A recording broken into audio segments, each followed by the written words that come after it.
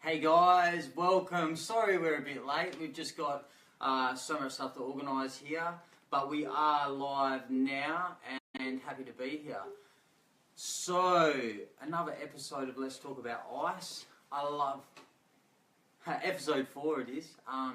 Loving Thursday nights. As promised, I've got Mr. George Patricky here on the couch, who's going to share with us a whole bunch of stuff. He's a book of knowledge, like I've said so many times, really a guru when it comes to addiction and recovery and all this stuff. Hey, you are, man, you know it all. So hopefully we can share with you guys some insights about what George does, the services he provides at Optimal Health Group. But first, a couple of things. One thing that springs to mind is the Essendon Footy Club. Double thumbs up. That's just, what an awesome thing for the boys to be involved. If you haven't seen, you're on Facebook now, so check out the videos that the Bombers did for AAIC, encouraging everyone to join the army. Really, really cool to see them on board. And while I'm at it, if you're a celebrity or if you know any sporting stars or anyone with a voice in the community, hit them up, see if they would like to do a short video and show their support for AAIC and join the army. Guys, the army is a way that the community can help AAIC with their cause and their campaign. Really, at the core of this campaign is an educational program. We're really passionate about educating the kids, and it works out to be about $2 a child. So through the army, you can make one-time donations, or you can become a monthly sponsor. Whatever suits you. We're looking for corporate sponsors as well. There's lots of ways you can be involved. Volunteers also. We're always looking for volunteers, guys. So if you would like to be involved, come and check it out. So George created and runs the Optimal Health Group, which trains people, training and development in social services and welfare services. So people that are looking to be involved in that industry or looking to develop further in those industries, they come to you, yeah? George, I'd like to get to the nitty-gritty stuff first, man. How did it all come about, man? Like, how did it all start for you? Why are you involved? You're a passionate man, and I know that, so how did it all come about? Well, the passion comes from my history, and I guess many of our people involved as volunteers and workers with AAC and other organisations we're connected with that had a history of substance abuse. I spent 7 years in the drug scene, and after about 10 years of working through my issues, I had a real heart to go back and began my training and involvement with a range of organisations. And so the last 24 years I've been a therapist, and over those 24 years as a therapist, I've also been involved in training organisations and individuals who want to either upskill or receive a foundation in drug and alcohol and mental health. So my focus has been dual diagnosis, which is drug and alcohol and mental health issues at the same time. So that's been a long journey in looking at all the different areas that impact a person's health. Sure. So learning about what happens to a person's mind, their body, the spiritual framework that needs to be in place for a person to recover. All of those different angles and perspectives need to be in the recovery process. Sure. This gives you a bit of an idea of the framework that I work with. Sure. It's called an integrated holistic framework. In other words, we work with the body, soul and spirit, because each of those dynamics are involved in the problem, therefore they need to be there in the solution. So the training that I provide people is to understand how to bring together all of those different disciplines of science, which includes, of course, psychology and neuroscience and sociology, philosophy, spirituality. They all are interconnected. Sure. Yeah, I did the dual diagnosis course, and if you cram so much into those few days. So, mate, I want to talk specifically about ice for a minute. In that 24 years that you've been involved, what's your experience of this drug? Like the increase of it, how does it differ from the opiates? How does it, what's your experience of that drug in the world now? Each drug has its concerns and problems and risks. So it's really important that we can be very clear with the facts, which is what the Australian Anti-Ice Campaign is specialising in, is presenting those facts in a way that people can understand, which is of course high school students. So using ex-users gives us the best of both worlds. So we have people that have come out of the drug scene, spend time getting clean, who get the dual diagnosis training as well as in-house training with the Australian Anti-Ice Campaign, and bring those two strengths together before students, so that they get evidence-based best practice in terms of skills, but they also have rapport building through their experience, where it gives young people an element of respect and connection. And connection is really important because that's how we best deliver training. So why is ICE unique? Because of the purity that we've seen over the last few years. So in the 19th century, when methamphetamine was first developed, it was unheard of course, and it was a much more pure form of amphetamine, and it probably didn't even hit the Second World War until the late 40s. So by the time it hit the streets in the 60s and the 70s, it was almost an unknown drug. By the time we started hearing about it in the late 70s, we actually called it crystal in those days, and it was still only probably sitting at around about maybe 10% purity, which was still quite strong in comparison to the speed that we were getting. And it was a slow climb from about roughly 10% in the 70s to about 17% in 2013. So it took about 30 years before we saw a 17% purity content. But all hell broke loose in 2013. So as you know, the biker gangs started getting disbanded and breaking down their production, it opened up a vacuum. So Slovakia and countries from overseas started laughing at the 17% that we were used to here. They said, oh, we'll give you 30%. And this big production war started, 40, 50, 60, 70. Now it's sitting at around about 77 to 80%. But what that means in English is that the impact on the human body is so much more dramatic in terms of what we're seeing with risks and consequences. So there was already problems with amphetamines in the days that I was using, but they are now multiplied because of the purity. So we've got a double bonus going on here. Sure. So specifically, what does ICE attack? Like, how does it affect the physical body? What are the main sort of results for the kids out there who might come across a drug? What does it do to the physical body? Well, this is why education is so important, because we've got actually two separate problems. One of the fillers that they use, which is what they actually cut all drugs with, and over here is the actual drug itself. There are separate issues. So probably a quick commercial break. We should really start with the fillers first, because people kind of need to know what's in those. Because they don't just use glucose; they use talcum powder, bicarbonate soda, Epsom salts, whatever shit white stuff they got lying around. We can say shit on the because that's what it is. And also they use glass fillers, and a lot of people aren't even aware of that. Even when I was in the days that I was injecting, we didn't even hear of the glass fillers. In fact, it wasn't until I started working in Supreme Court cases that manufacturers would tell me, yeah, of course we put in glass fillers because it cuts the stomach linings in the brain vascular system, it makes the drug absorb faster. And I freaked out when I started hearing this. This is what I was putting in my arms. Yeah. So that's the fillers. Let's say we're talking about an 80% purity case. So 20% is that rubbish that I just outlined. But what about the 80% pure? This is what really is a worry, because as soon as the word pure is mentioned, what does a kid think of? Safe. A pure product is therefore safe, or it's a better product. But what we need to explain, and this is why the education is so important from AIC, is we have a very clear outline of the actual ingredients in the 80% purity. And it's lethal stuff. It's stuff you may have shared before, things like acetone, lithium from nail polish removal, lithium from batteries, toluene from brake fluid, hydrochloric acid, sulfuric acid. Fantastic for the skin and the hair, by the way. It's beautiful for the organs. It really washes the organs clean. I mean, I've been facetious here, but this is the sort of stuff that people need to know. They need to know the truth. Absolutely, And that stuff can cause not only permanent organ damage, but severe brain damage. And probably that's the one that we really need to highlight very clearly, because all drugs can harm the brain.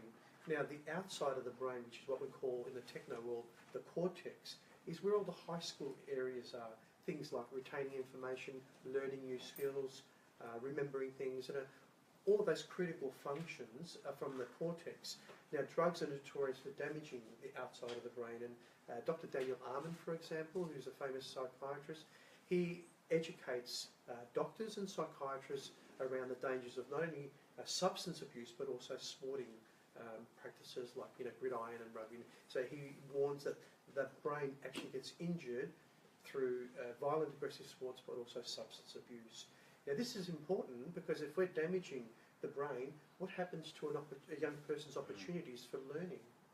Apprenticeships, schooling, vocational opportunities, they are impacted. So in other words, a person's future is actually impacted. Yeah. That's important. Yeah, it's sad, and that's why I always say that I feel it's a disservice if we send our kids out into the world without education specifically about this drug because it is so readily available. It's sad that so much human potential is being lost to this drug. George, there's so much I want to ask. Specifically, Fire away, brother. let's go. Let's do this. The cause of addiction, man. Can you outline some of the main causes why people fall into the trap of addiction? Well, there are separate issues here.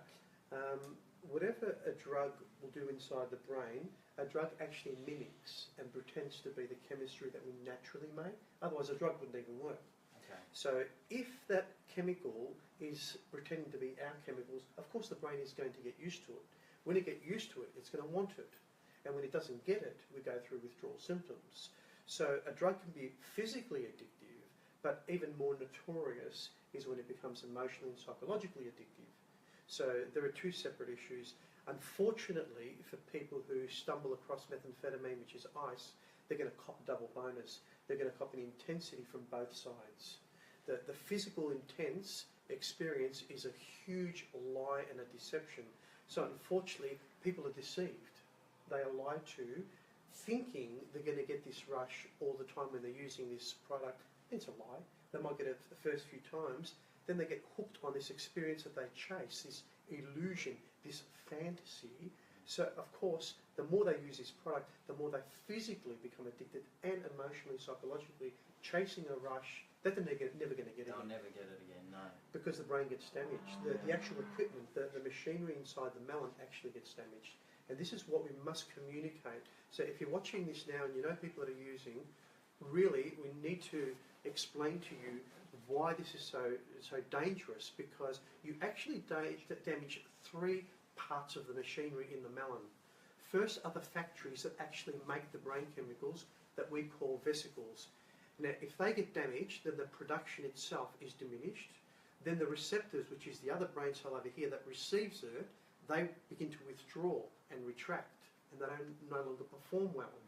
And the worst of all is the transporting pump that recycles the chemicals. That's supposed to work 24 hours a day, 7 days a week. That actually gets smashed. So the actual mechanism that recycles the chemicals we make, if that gets damaged, we can no longer sustain this factory, this production line.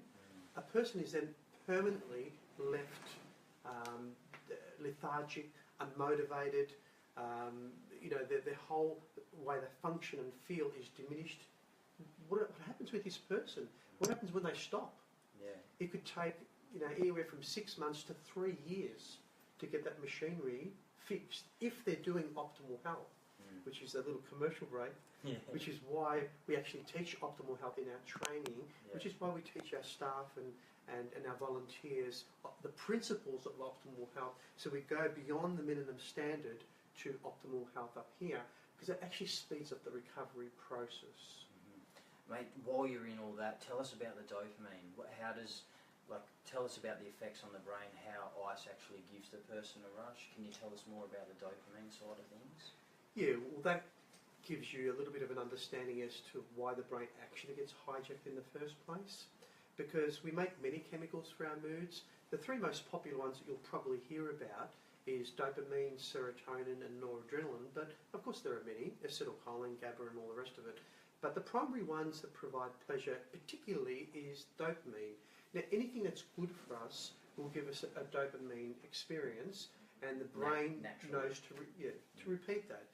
Food and sex and work and a coffee at the beach. If it's a good coffee in Melbourne, I'm not sure about the Gold Coast, but if you're getting a good coffee at a cafe with a friend, okay, those experiences are pleasurable, and the brain makes another chemical called glutamate to say, keep doing this, this is good for you. Unfortunately, when a person stumbles across the methamphetamine ice, the intensity is so unnaturally high, it's a lie and a delusion, and the brain, unfortunately, is an economist. It works efficiently. So what does the brain do? The brain says, well, why am I wasting my time with all these level 1 activities, the normal things of life, when I can go straight to a level 10? Being an economist, the brain says, I'm not wasting my time with level 1, I'm focusing straight on the level 10.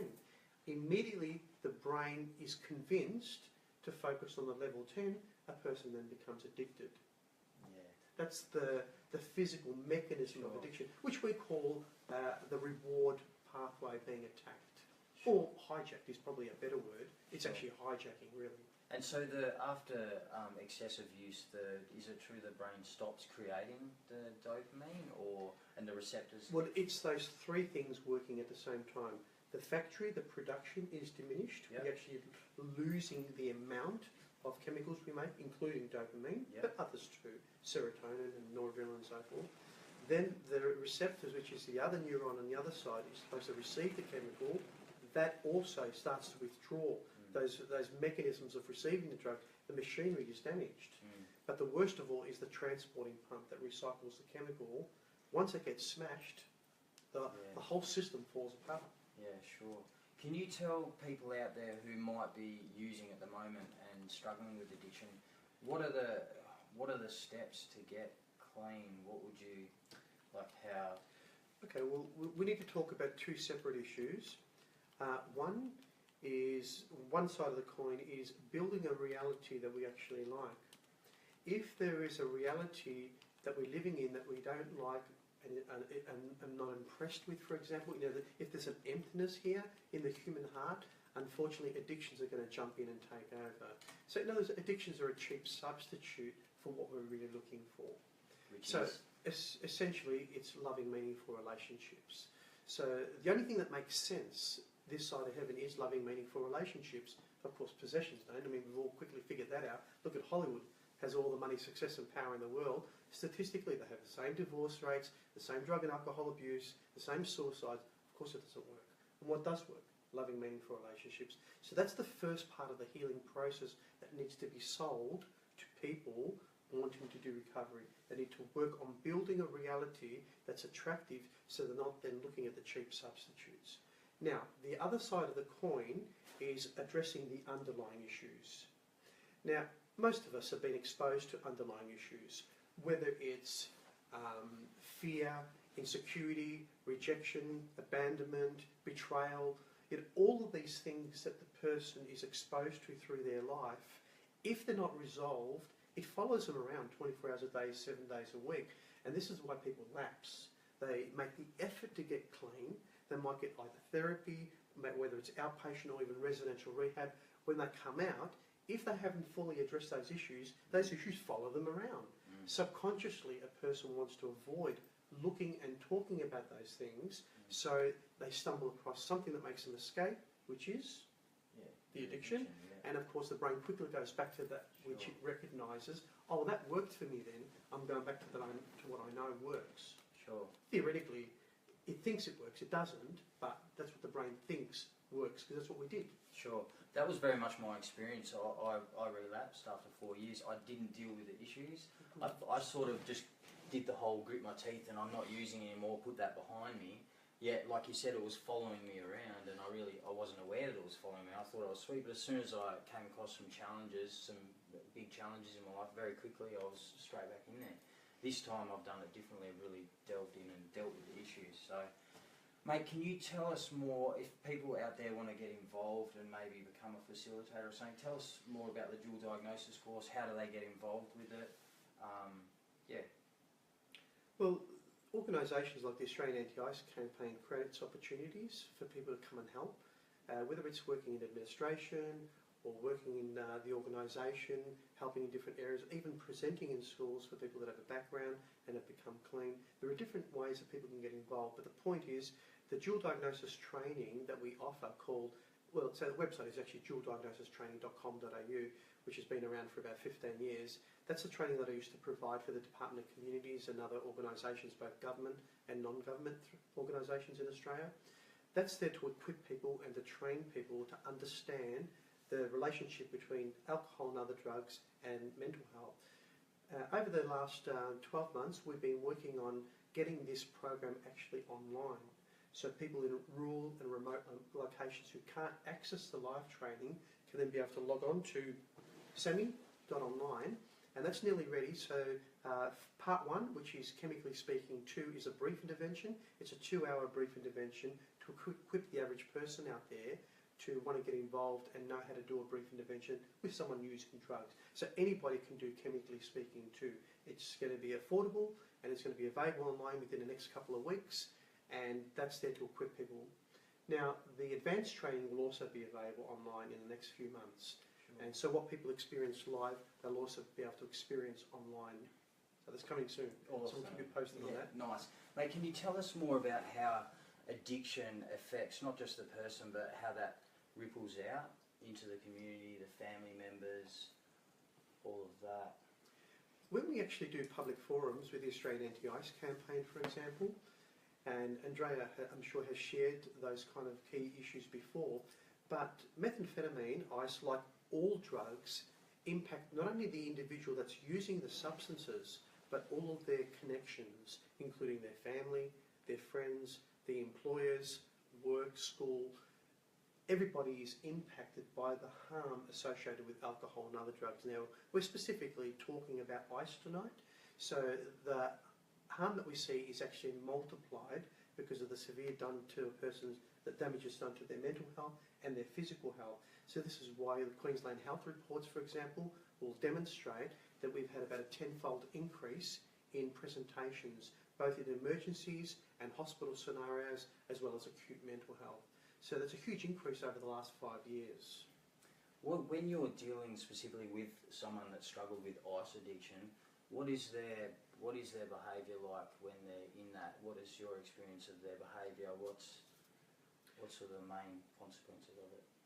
It affects them on multiple levels. Apart from the physical injuries that are causing their body, once they actually upset their brain chemistry, it's going to significantly affect the behaviour. Now, it's probably the behaviour that we're worried about most, because it's not just the dopamine that's affected, and we've explained that. That's about the reward system. That's about how the brain gets hijacked. Okay, that's serious and that's a separate issue. But what about when the serotonin is depleted? Now, we need serotonin, by the way, not just to feel okay, but we need it to manage impulse. Now, if a person's using ice over a period of, say, 3 days, they actually deplete the serotonin levels. What happens then? They are not able to manage impulse, especially suicide and homicide. Then they become aggressive, and it can actually take 6 security guards to hold them down in hospital or in a shopping centre. So if a person is lacking impulse, that's bad enough. But what if a person is lacking impulse because their serotonin levels are depleted, plus on top of that, their dopamine levels are hitting through the roof and they're losing contact with reality? Because that's what happens, by the way. If dopamine is overstimulated, a person actually loses contact with reality. Now, we call it in the techno world a psychosis. But in the streets, they say, oh, this person's stuck in a trip. And it can last for hours, days, weeks, months or years. If it doesn't settle in 6 months, it turns into schizophrenia. Yeah, wow. Which is extremely hard to treat. Now, you can imagine a person losing contact with reality because they're overstimulated with methamphetamine. On top of that, they've depleted the serotonin levels. Is that a time bomb? Sleep deprivation. So we're wondering why a person drives through Bourke Street malls trying to run people over. We've had cases of people walking around with machetes on the Gold Coast. Why? They've lost contact with reality. They have no impulse control. Yeah. Just 2 seconds, mate. We've had some lovely comments on the... Oh. Yep. Yeah, So awesome. a comment about oxytocin. Yeah. And that's good to kind of Ada Retro comment too. on that. Yeah, thank you for your comment, Monique. In terms of dopamine, which is a feel-good pleasure, the dilemma with addictions such as methamphetamine, which is the ice, is that it stimulates the system around reward and desire, so it creates all yearning, all desire, but no reward and satisfaction. You see, the chemical that we make for fulfillment is called oxytocin. That's a separate reward system. That comes from human connection and bonding. This is what human beings experience. You know, when a mother's breastfeeding her child, when human beings are connecting to each other after sexual experience between people. Oxytocin is a chemical that's released around human connection and bonding. That provides satisfaction. Addictions can't offer that. So whether it's gambling or whether it's substance abuse like methamphetamine, it's all yearning, all desire, all anticipation, but no reward. And continually chasing it, they're never going to get that reward. And they're left empty. Yeah, cheap substitute The for... hallmark of addiction is that. Yeah, sure. Cheap substitute for love. It's a cheap substitute You for said love. in the course. I love That's right. that. I love that. I've just seen the ICE helpline Retro's put up. That's 0481 844 555. Big shout out to Retro too, mate. Hope you went well at the bike show. What else have we, George? Just as a little commercial break, that family support line that we have, 0481 844 555, that's there to provide resources and support. Not just emotional support, but actual tools for families. We give people practical tools. We give them the cycle of addiction, the needs diagram, the stages of change. We actually provide the old Chemically Speaking video for free, so families are able to understand what happens with the addiction cycle and how people can move forward. Then, if people are not able to access a live support group, we actually give them an online support group to be part of. So if a family is looking for support, that number that you rang will give you a login to actually join us online, not just attending a live group. Yeah, nice. Guys, Question. lots of questions coming through. Use George while he's here, book of knowledge, as you can tell. So if you've got any questions, post them and we'll deal with them now. I'm going to yell a question out, guys. We have Natasha's asked about detox and rehabs. Questions I get asked many times. Where do they start? Where do people start regarding detox and rehabs? So thanks, Natasha.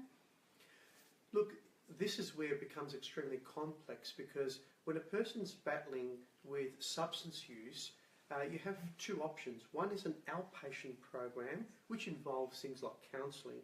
The other is residential rehab. Now, the unfortunate thing for us in this industry is that the methamphetamine ice has such a dramatic effect on the human being that many people are not able to recover through an outpatient program. So we need more support and more backup with the residential programs. And they're, of course, stretched because the damage is so extreme to the person's functioning that statistically more people are going to need residential treatment in comparison to other drugs.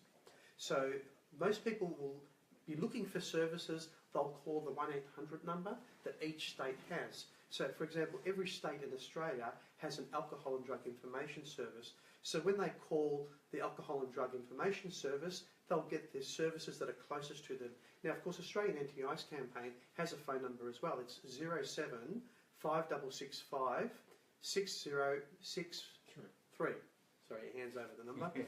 And so that's our number for direct inquiries to the Australian Anti-Ice Campaign. Now, of course, we have our website too, which is australianantiicecampaign.org.au, and we have a Get Help section there. Now, on the Get Help page, a person can find the relevant help for each state. So that will give you an idea of what's actually out there. So there are services in each state, naturally, but as you can imagine, the needs always exceed the resources. So what's our strategy? What's our plan to meet the needs that are growing in our community? Our goal with the Australian Anti-Ice Campaign and the partnership with the Optimal Health Group is to do what? Equip people in the community. So this is our philosophy, this is our strategy.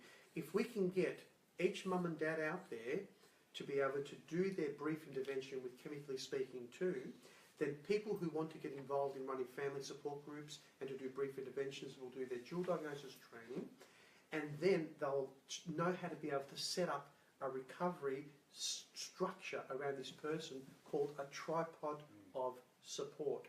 Now, we use the word tripod deliberately because it takes 3 legs to keep that camera steady on the ground on its legs. Well, a person needs exactly the same. They need 3 legs working together. They need counselling to work through those underlying issues we described before. They need to be attending meetings. Now, this is a place where a person can give and receive. So the good thing about meetings like the 12-step groups, like Narcotics Anonymous, is they immediately provide a community. Human beings cannot recover without community. If people are isolated and disconnected, they're gone. They cannot recover in isolation. They need to be part of a community. And that's the beauty about Narcotics Anonymous. As soon as you walk in there, you're loved, you're embraced. You're part of a community that accepts you and does not judge you. And that's the second leg that's absolutely essential. Now, the third leg is to get a sponsor. Anybody that's done our dual diagnosis training, we're asking them, please put up your hand, offer yourself to be a buddy, to be a sponsor, grab someone by the hand, walk with them. Yeah. So whilst we have the 12-step community who also offer sponsors, on top of that, we are asking everybody that's done their dual diagnosis training, either live or semi-online very soon, please make yourself available to be a sponsor. Absolutely, because people are screaming out and reaching out, so we need people that can do brief interventions all the time. Couple of things, guys. Been asked, a few comments have come up about how to donate. Go to the Australian Anti-Ice Campaign's website, which George mentioned, australianantiicecampaign.org.au, and just click on Join the Army, and you can follow the steps there. One-time donations or monthly donations, you can... Basically, it works out to be $2 a child, guys, and that's getting the AAIC presenters out there and into the schools to educate our kids. We are not funded, we're not funded, so your help really does count, guys. This is an issue that we need to deal with. Only 2% of people get clean off this drug. 27 youth a day picking it up. It really is an issue. We've got another question there. Have you got that, George? Do you believe in the detox centres to help, I think it says detox off the drugs? Yeah, we probably didn't finish explaining that earlier on, that there are two steps to the recovery process. The first is the immediate, which is the detox. The person's body must be cleaned from the impact and effect of the chemicals. Otherwise, how are they going to think? How are they going to function? That's only the first step, and it takes 2 weeks just to get the person functioning and thinking again.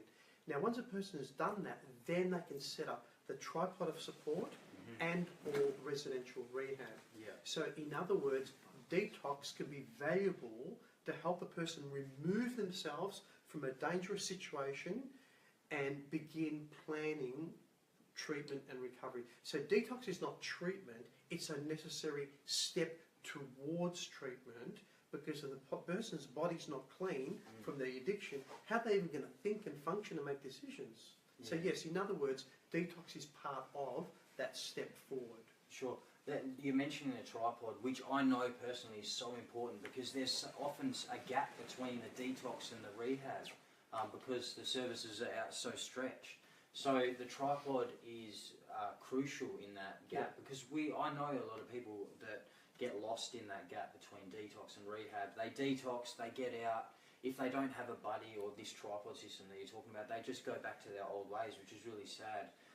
So really crucial to get that tripod system happening, guys. And contact AAIC, guys, if you have been through detox and there's a bit of a wait period to get into rehab. Contact AAIC. We can set up a buddy for you and the tripod system that you've talked about.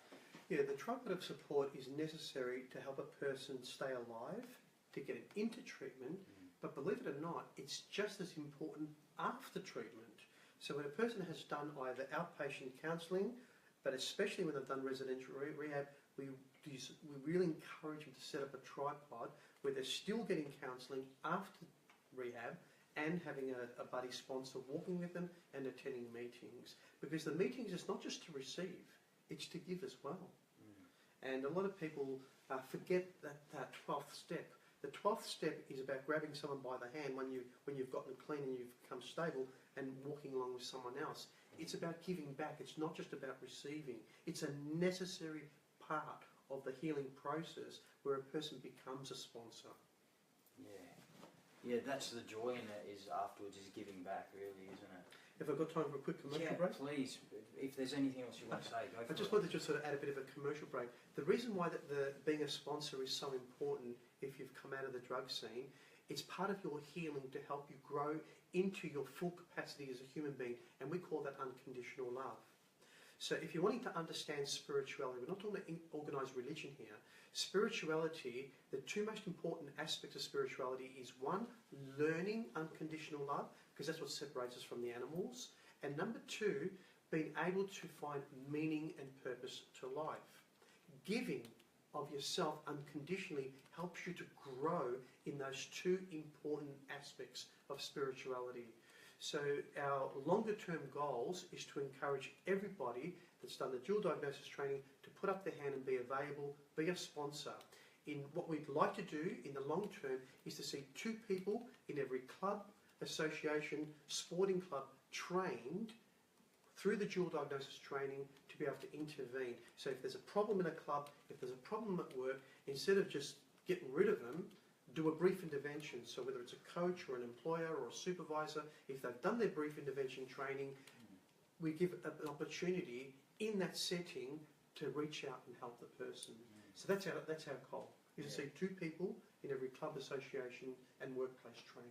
So on that note, guys, if you feel called to help, if you would like to help, if you think this is an issue that we need looked at, get on the website and check out the dual diagnosis course, because to be able to facilitate brief interventions is a service beyond measure, and we really need all the help that we can get with it. Is there anything else, George? Millions of people are going to see this, mate. Oh, that's cool. I just want to say that everybody's out there doing something. The government is having initiatives doing things. Many non-profit organisations are doing things. Everyone's trying to get involved and help. So my message to everybody listening is all hands on deck. Okay? So please understand, not one entity is going to be able to do this. We all have to do this together. And it's extremely important that everybody picks up the phone and calls their principals, student welfare coordinators, student counsellors, pick up the phone, talk to your schools and say, we need specialist education for our students. The alcohol and drug programs that schools deliver are important. They are a foundation and they must be done. But the school policies around the federal government is that they invite specialist services like ourselves to come in on top of that current service and deliver specialist intervention. And this is what I'm asking you to do. We need all hands on deck. Without education, people are constantly going to be falling off the cliff. No matter how many services we have down here, we're never going to keep up. We've got to get to the top of the cliff. We've got to stop people falling off. Now, I understand that even students, many of them will experiment, particularly when they've got underlying issues driving them, like fear and insecurity and family break. We get all that. But many have the resources that are functioning well to say, no, I'm not putting sulfuric acid and hydrochloric acid in my veins. Get that shit out of my face. How are they going to say that if they don't even know what's in it? And this is why specialist education is necessary. So please, get AAC into your schools. These are your kids. It's all hands on deck. We all need to take responsibility for creating sustainable solutions in our community. We will do our part, but it's up to you as people out there. These are your children. Get on the phone, get into your schools and help us get in there. Is that okay? So everybody's doing their part. So sustainable solutions is our strategy. Couldn't have said it better myself. You can make a difference, guys, like George said, all hands on deck. Make the call. AIC have an amazing workshop and educational program. So that's nearly it. Is there anything else, guys? Are there any other concerns or questions that have been presented to us? Mark has a question, and he's typed that in, but he hasn't typed the question. So, Mark, if you're out there, you have a question, please type it in so the guys can answer it for you. If you have any questions out there, guys, now's the time to ask it. There's nobody more equipped that mentors us and that knows more about this subject than George. We are privileged and honoured to have him here today, and he's outreaching to you to help anybody that needs help. So please ask away if you have any questions. Really important, guys, to educate our kids. I just can't stress that much. That's why I'm here. Prevention is the key. We need to get in there early, and this drug is so available. Isn't it the same principle, though, in all health-related areas? Prevention is better than cure. Yeah. I mean, we've been saying that for years, and it's even more so with this particular substance because of the nature of addiction. Now, some of you may have heard a drug like cannabis, for example, about a third of the adult population has experimented and tried cannabis. Now, in terms of people using it frequently and daily, it's about roughly 10% of the adult population. So what's the strike rate? Roughly about a 30% addiction rate. With methamphetamine, it's twice that. It averages around 60 to 66%. So that is a huge concern. What happens with these people when they become addicted? What services are they going to pick up the pieces? The systems are imploding, whether it's health or whether it's probation and parole. I mean, we're having up to 50 to 70% of breaches around methamphetamine. What are we going to do with these people? If we can't keep them on probation and parole, where do they go? In the jails? The jails are full. So as you can see, prevention is going to be able to break the back of this growing problem. Interventions are not going to fix this. Without prevention, we're screwed. So pick up the phone, guys. Call the principal of your child's school. You can make a difference, and you can, if you speak up and speak out, we've got and tell people about this educational program. We can actually make a difference. Can we see the rest of the question? Why does ice seem harder at the moment? What do you mean harder? Harder to get off. Harder to get off. Yeah. What's the difference between, say, the difference between coming off an opiate and amphetamine? Okay, so all drugs, when they become addictive, there is a process of recovery. And if those neurotransmitters, the chemicals that we make for our moods and emotions, if they have been disrupted because the machinery has been damaged, it could take anywhere from 18 months to 3 years to completely rebuild that. Now, what happens to that person when they're feeling shit for the next 18 months? Does that not present with a higher risk factor of lapsing if you're feeling miserable, if you're feeling unhappy? If your brain chemistry is depleted and your machinery has been damaged, what happens to the recovery process? A person is higher at risk of lapsing. So as you can see, these are all important, unique factors to methamphetamine. These are problems for all drugs, but particularly the methamphetamine because of how strongly it hijacks and deceives the person and then damages the neurotransmitters and the production to get those neurotransmitters replenished. It can take 18 months. That person is now at risk for 18 months. Everybody wants to feel okay. Yeah. A lot of people I speak to, addicts, they're asked, why do you use? Well, I want to feel good. That's the first thing they sort of say, a lot of them. Well, down the track, it's not even feeling good. I just want to feel normal again. Yeah, eventually. And I don't even feel normal because my brain chemistry has been depleted. So I need to use just to get out of bed, let alone, feel okay. That was long gone. Yeah. So this is our dilemma. Awesome to have you, man. Such a book of knowledge. We could speak for hours. Like, seriously, that's awesome. I'm sure everybody has gained knowledge from this session with George, and he does provide training, guys, within all of this. So if you would like to see more of George and learn about some of this stuff, check out the Dual Diagnosis website, which you can get through ARC. Probably it's worth mentioning too, if you do log on to dualdiagnosistraining.com.au, what you will see there is a family support page as well that explains our approach around resourcing and helping families. You'll also see a page there called Community Development Response to Ice and Other Drugs. That in English tries to explain the partnership with the Australian Anti-Ice Campaign focusing on prevention and the Optimal Health Group providing training and resources. So that partnership is an example of respect and love and trust between two organisations that have come together to work in a spirit of cooperation and love to be part of this sustainable solution that we're offering communities. So we are demonstrating partnership and love and trust and respect as organisations working together. Yeah. So you can read about that, in other words. Awesome to have Optimal Health on board. Next week, guys, thanks, George. Awesome, it's a man. pleasure, Seriously awesome, bro. We got so much going on. That was really cool. So we got ARCs going down to Melbourne next week, I believe. There's a few things happening down there. Hopefully we can pull in some more AFL stars while we're down there to do a shout out. I'm off to the mines where we're starting to do some workshops in the mines, which is very exciting.